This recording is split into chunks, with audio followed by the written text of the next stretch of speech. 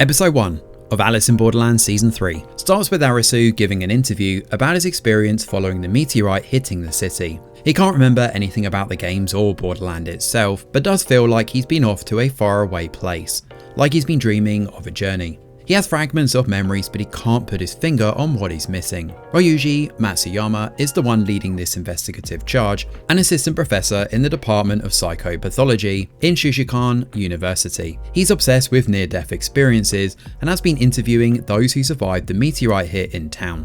He's heard multiple survivors mentioning games and fireworks, and while Arisu's statement isn't completely in line with this, the stories are largely consistent from the 10 people he's interviewed. Among those is Usagi, but Ryuji can't push this study too hard for fear of implanting false memories.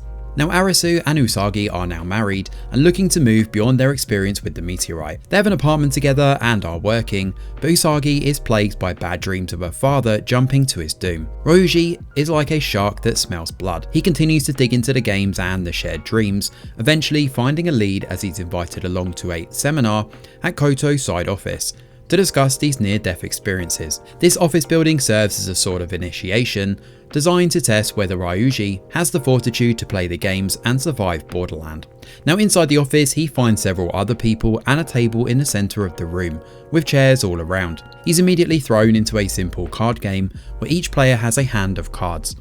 The winner is the person left with the Joker card at the end, while any pairs in a player's hand can be discarded. However, when the Joker is drawn from a player's hand, that player is then eliminated. And by eliminated, we mean a huge electric shock that will kill you outright. The same applies if you try to move from your seat. And the game continues until Ryuji predictably comes out as the winner, eliminating all the other players. As he does, he's welcomed into the Borderland by none other than Banda, who appears to be working as the recruiter now. At work, Arisu is greeted by Anne, who shows up and reveals that they've met before. She also seems to have found a way to get back to the games. Now Arisu has amnesia of course and can't remember anything, but Anne is adamant. Usagi meanwhile shows up at the Seaside Paradise Hotel where most of Season 1 took place. It works to jog her memories of the games, seeing the massacre in brief flashes across the floor. Now Usagi rings Arisu that night sobbing and apologises to him. Arisu is concerned and believes something bad has happened, but talking to the cops, they seem to have footage of her from the waterfront hotel, leaving with Ryuji. Now the police believe this is a simple case of an affair rather than anything nefarious, but Arisu isn't quite so sure. And checking Ryuji's office, he finds video clips of Usagi mentioning her bad dream and admitting she isn't able to tell Arisu about her experience. She knows she should be moving forward but is unable to do so. That night, Arisu is approached by Banda, who wants him to join the games again with his wife. When he puts a playing card in the man's pocket, it brings back a few memories of the games. This card is, as you may have guessed, the Joker. Now Usagi shows up at the hospital that night, but she's comatose and in a rough way. Arisu is concerned, and even more so when he finds out that she's pregnant. Interestingly, Usagi isn't the only patient here. Right next to her in an adjacent bed is Ryuji, who's also in a coma. Now both of these guys had Joker cards in their pocket when they were found, and Arisu is concerned that it's his Banda's handiwork.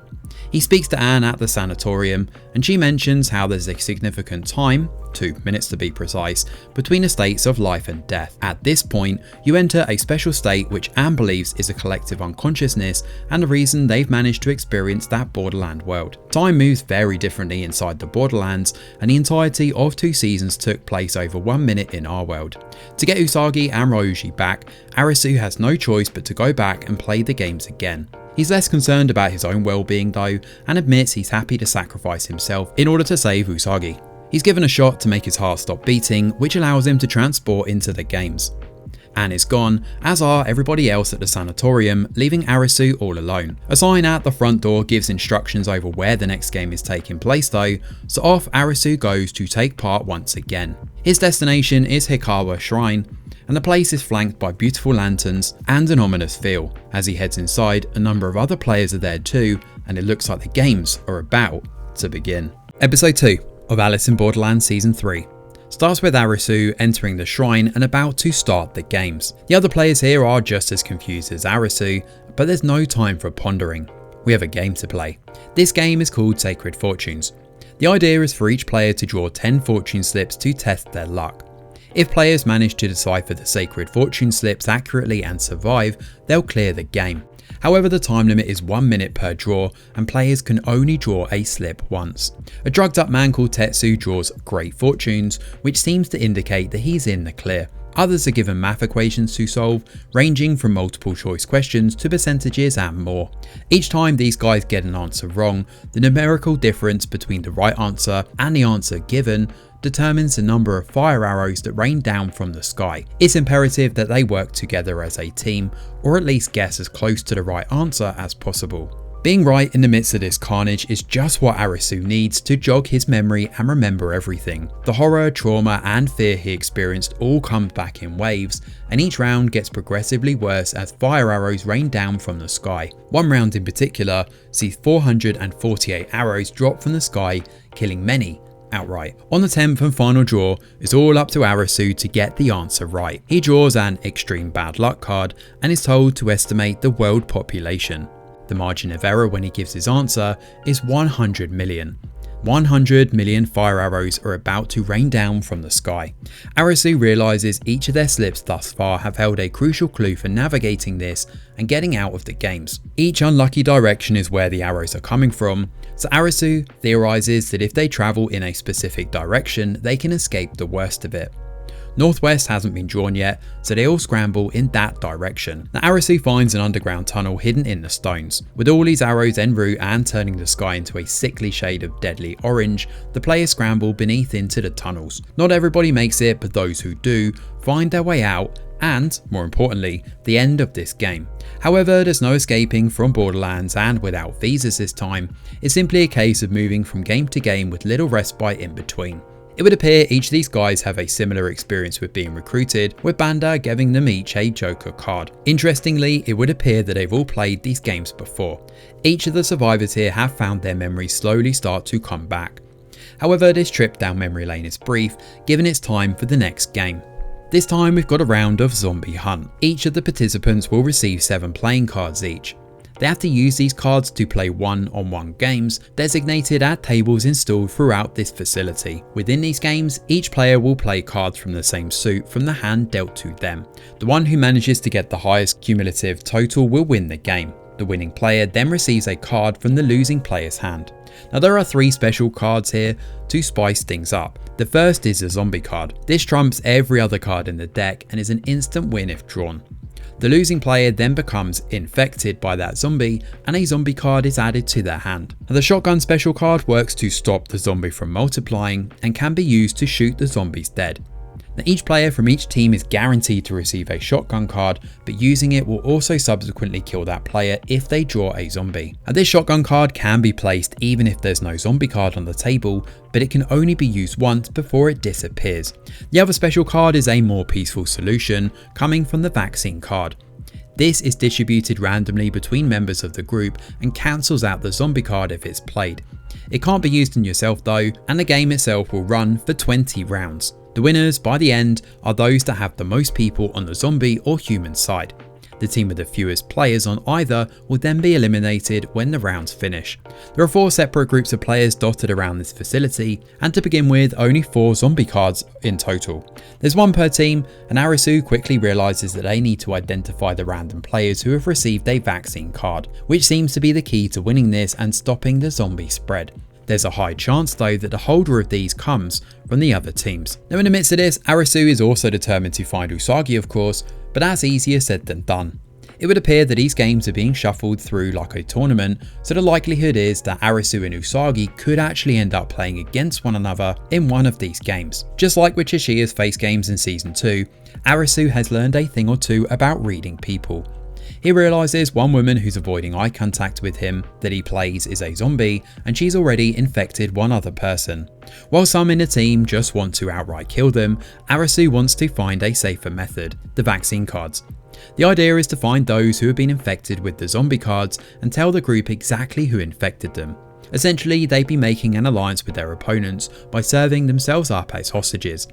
Of course, if that promise is broken, people can use their shotgun and kill them, but it shouldn't come to that, right?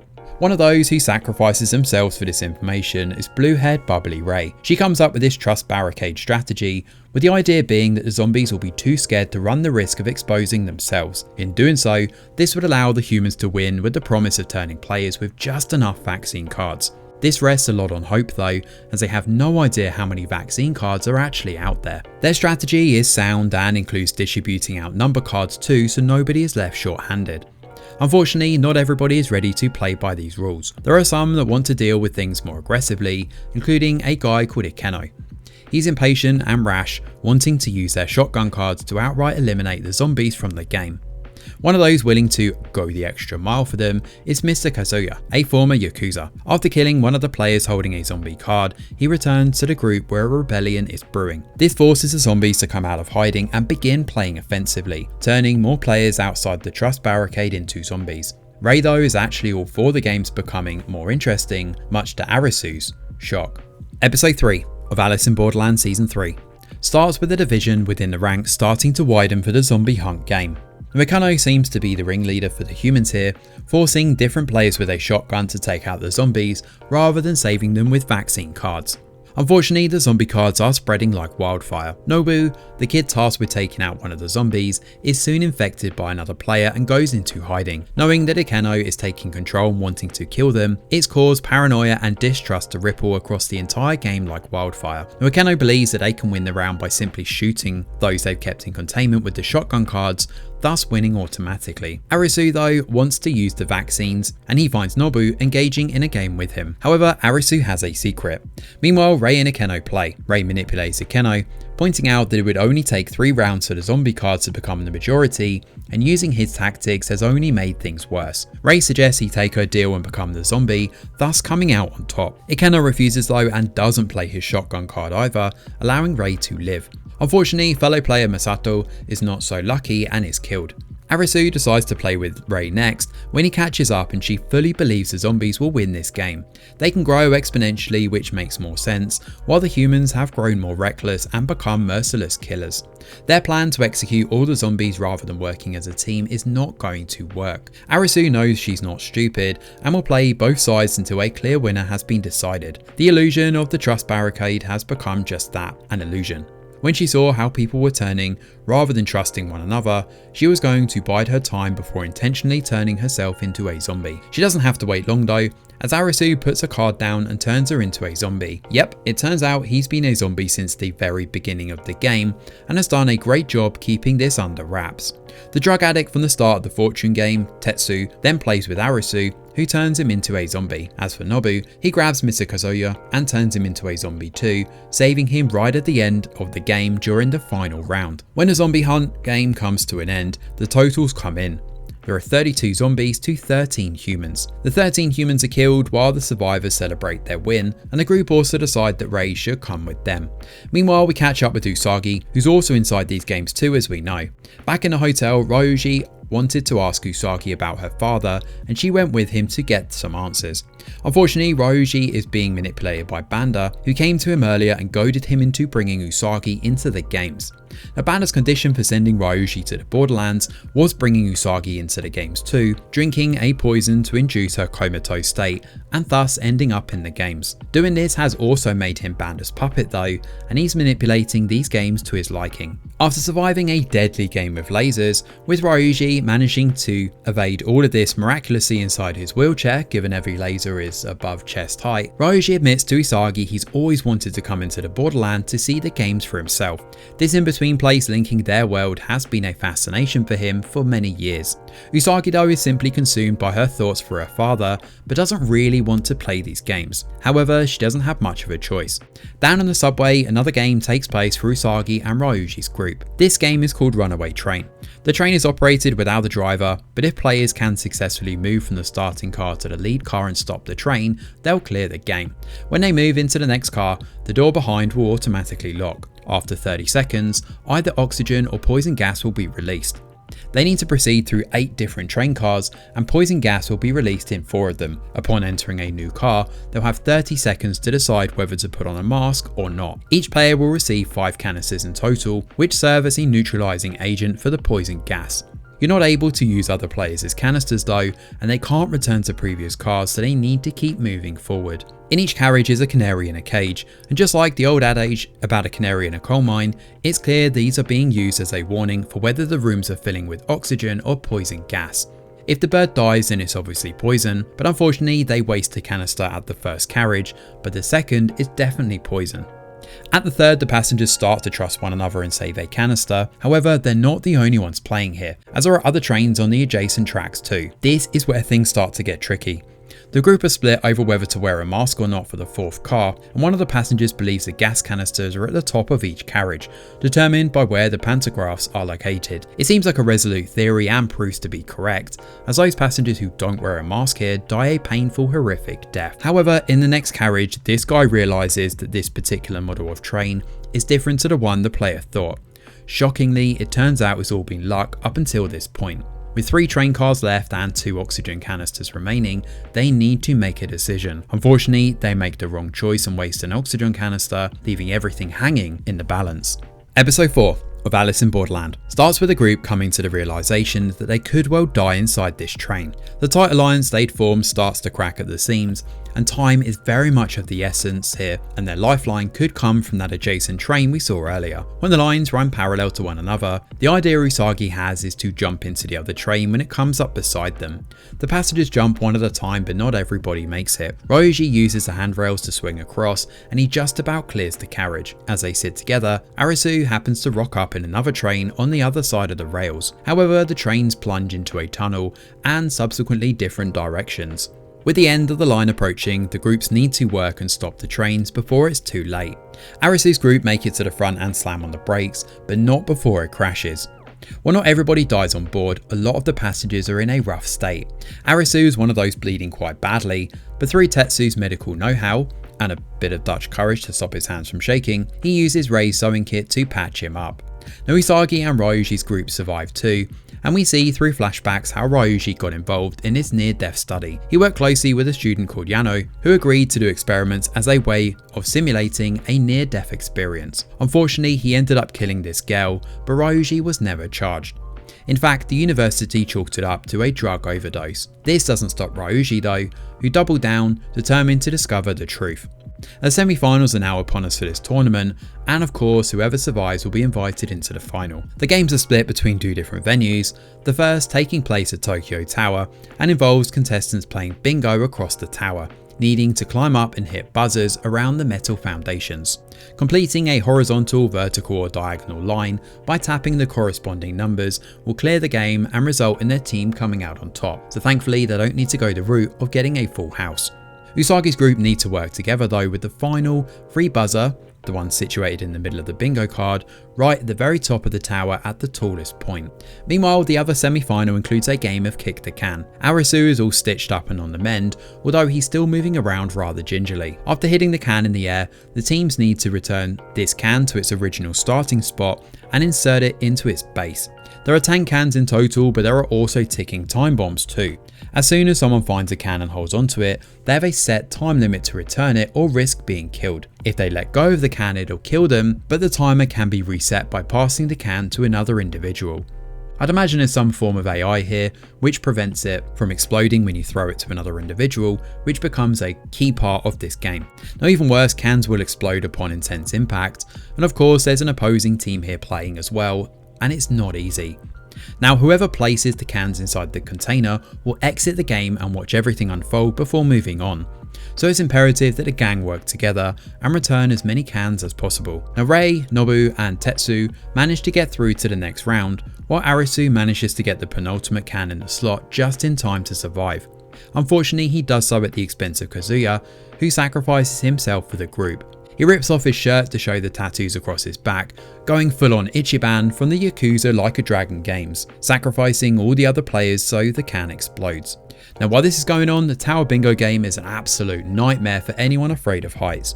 The structure is unstable, players are falling, and Usagi tries in vain to save a player, who slips through her grasp and she's forced to watch her die in horror.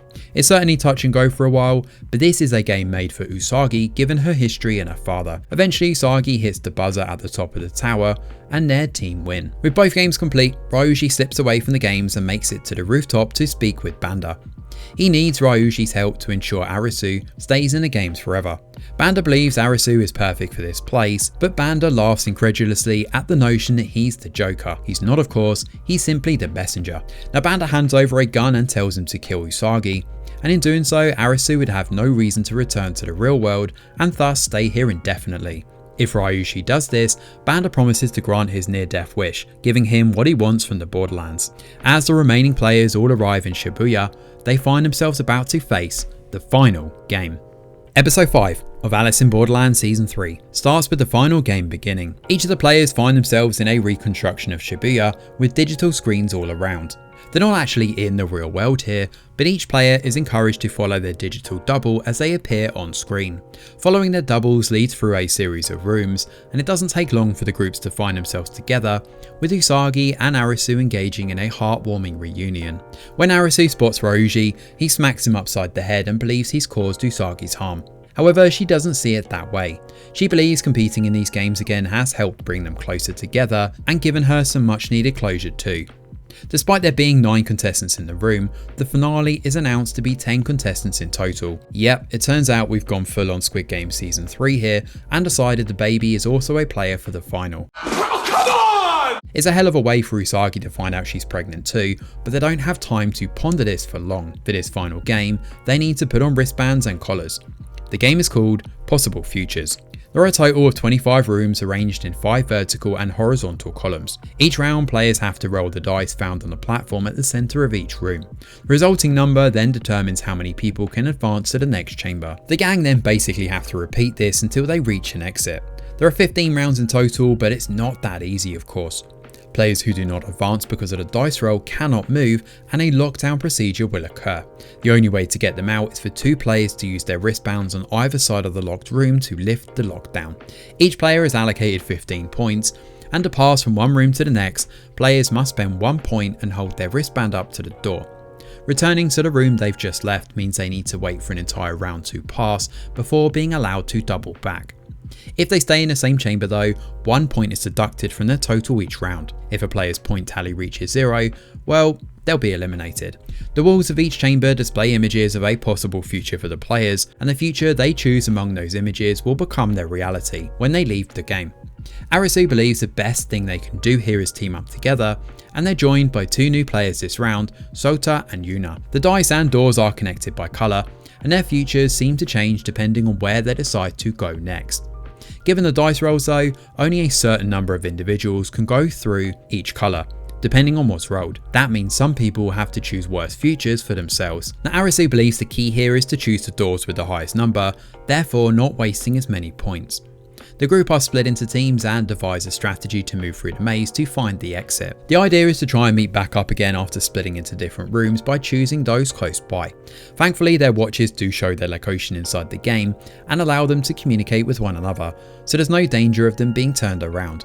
Unfortunately, some rooms have been designated as deadly minus rooms, meaning players will lose points ranging from -1 up to -8. While everybody is on board to begin with, it's clear that there's dissent growing. Ryuji not only is faced with his own dilemma with Usagi, he's also swayed by the various futures too. However, Usagi also counts as 2 people because of her baby, so although she doesn't get double the points to begin with, which seems a bit unfair, right? She does have a separate wristband for a baby. It certainly raises the stakes for which rooms they can go into next. Thankfully, the groups can communicate via their watches as I mentioned, and when Rei is forced to stick behind, they need to lift her lockdown and double back. However, Ryuji believes they need to find the exit first rather than saving others. Unfortunately, these projected futures are also having quite the effect on different players given their histories. Sota and Yuna are 2 affected quite badly and decide to leave in a different direction toward a happier future. This also causes Rei's lockdown to remain in place for longer than they expected. The pair choose a better future and ignore Arisu's pleas, but it backfires. big time. The same thing happens for Nobu too, as all three find themselves reeling from big point deductions. The challenges become all too real for everybody, especially as the futures touch on some really difficult and trying moments in each of their lives. One of these that's tested to the max is Tetsu. We've seen him wrestling with his drug and alcohol riddled past, and a lot of this stems from his love and devotion for his former partner, Yukiko. When she shows up before him, Tetsu is entranced and encouraged to step through one of the rooms, which happens to be a -8 point deduction room. Given at the time of entry he only has 7 points, it kills him outright. Nobu fares a little better and heads back to room B1, thus saving himself, but by now everybody is separated around the arena and there are only a few corners left to find an exit. Asota also winds up dying here too, in a cruel twist of fate that takes him away from Yuna into a different room. She rolls a 0 and can't proceed to join him, but it turns out to be a blessing in disguise for her. Poor Sota though is not so lucky. He's given a hefty point deduction too and dies. Now Arisu meets back up with Rei, lifting her lockdown, while the groups are finally reunited in 2 separate rooms. It would appear that the exit is in the A5 room tucked in the bottom left corner of the arena, but to get there the gang need to play it smart. Unfortunately, Yuna races into the room with her brother and Arisu can't bring himself to deduct points from her, so he's left with a dangerously low tally. Meanwhile, Ryuji, Nobu, Sachiko and Usagi are forced to split up again 3 ways. It would appear that Tetsu is in room A3, but that's also the room that deducted 8 points. There are big choices to make here though, and who will come out of this in one piece? Episode 6 of Alice in Borderland Season 3 starts with the final game continuing. Arisu is determined to make sure they all work together and come out of this in one piece. He won't allow anybody else to die on his watch. Now Usagi is about to step into A3, the danger room with Tetsu of course, while Sachiko is sticking behind to suffer from the lockdown. Usagi uses the wristband for her baby, which hasn't come into play until now of course, to deduct off the 8 points and survive for the time being. Now they're both on 7 points. Now Arisu believes that Usagi needs to move up to room A2, essentially forming a diagonal line to release Sachiko from her lockdown and then make her way back to the others. Realising the clue is in the wristband, their idea is to keep the child's wristband in A3, thus not initiating a lockdown and allowing Usagi a bridge back. Now placing the wristband right by the doorway should allow them to grab it without ever stepping foot in the room and losing a lot of points. The only way to make this happen though is to use Yuna, who still has 11 points on her wristband, and can help them come out of this in one piece. However, what the gang didn't bank on was the child's wristband being pushed deeper into the room because of the door mechanism. Usagi does manage to pick up the wristband just in time, but only thanks to Yuna getting a point deduction and Ryuji using his chair to wedge open the door, which apparently is something you can do and wasn't shown in the previous episode. With the rooms open though, Usagi catches a glimpse of the possible future involving Ryuji shooting her and Arisu dying. With the path forward to A5 and the exit in sight, all the players are finally joined together for the final room. The collars and wristbands are removed here, and all of this comes down to a final dice roll. Arisu volunteers to roll, since he's the main character of course, and he knows this will decide their fate. They roll a 7, meaning 7 people can leave. With 8 players in total, one of them will need to stay behind.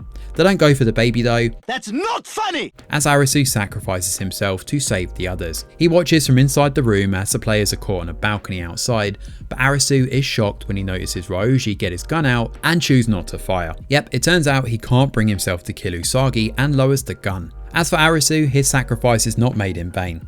Since he helped everybody else get their future, the narrator here confirms that he's also been given a future.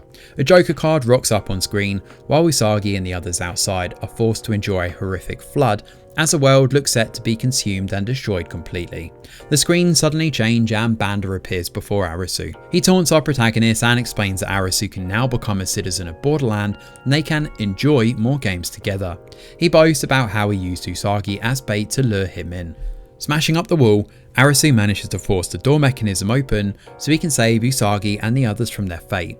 He brings them all back inside one by one before the flood can take them, although Usagi is caught in the water and tumbles deeper into the world. Arisu wastes little time and dives in after her. With time of the essence in the real world, with Banda waiting for Arisu to die, Anne can somehow see Banda and races over to stop him. Although she grabs at nothing, it's enough for Banda to leave. Now Arisu doesn't drown though, and instead of being shot by Banda when he arrives on the shore, a mysterious shadowy man appears and kills Banda instead. When a man appears before Arisu, time freezes. This isn't the Joker, but a guy who calls himself the Watchman. He's the guardian of this plane, and his sole interest lies in being a guardian to watch the space between life and death. He encourages Arisu to take a seat with him and play one final game. Now Arisu can choose one of 2 cards from a pack, but if he happens to draw the Joker, his destiny will be decided by the Watchman alone. Well, it turns out both cards are actually Jokers, and this man explains that the Joker is neither an entity that controls this world nor a person. The Joker is just a card. Because of the crazy coincidence with these 2 Jokers, Arisu is offered a choice. He can either choose death via a vortex that will drag him down and kill him, and alternatively he'll be granted life, but it will be painful and difficult. As for the Watchman, well, he's sticking around as he's actually afraid of dying and finding out what comes after. He sticks around with the games to keep himself entertained, but he wanted to meet Arisu face to face because the man interests him, given his different outlook on life. He's had many encounters with death in the past of course, but he's not afraid of dying like the Watchman is. Given the Borderland is the place between life and death, he knows that Arisu will be back and eventually choose death. It's just a matter of time. However, this could come sooner rather than later, as the Watchman warns that there's something massive coming on the horizon that could kill a lot of people. Now Arisu chooses the land of the living, but Usagi is caught just outside a swirling vortex. Given Usagi is the most important person to Arisu, he chooses to save her and swims into danger to do what he can for her. However, Ryuji decides to make amends for his actions and saves Usagi from certain doom. "Keep on living," he says to the pair, before allowing himself to be thrown into the vortex. Now Usagi and Arisu survive, while Usagi also has a reunion with her father too, reconciling with her fears. Her dad encourages her to be happy and pushes her to survive, and the pair escape the vortex's clutches and manage to move toward the light and, subsequently, life. Arisu awakens in his body back in the real world. Now Arisu has been gone for 2 minutes and just about made it out, although a few seconds more and he may not have been so lucky. He thanks Anne for watching over him and leaves. As for Usagi, she awakens in hospital and mutters jokingly to Arisu that she's hungry. Ryuji doesn't make it, as we knew anyway from the vortex.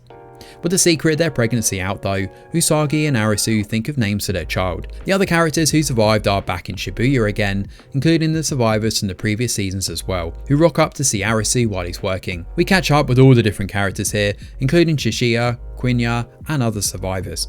However, we heard about something worse coming from the Watchman, and unfortunately it looks to be upon us.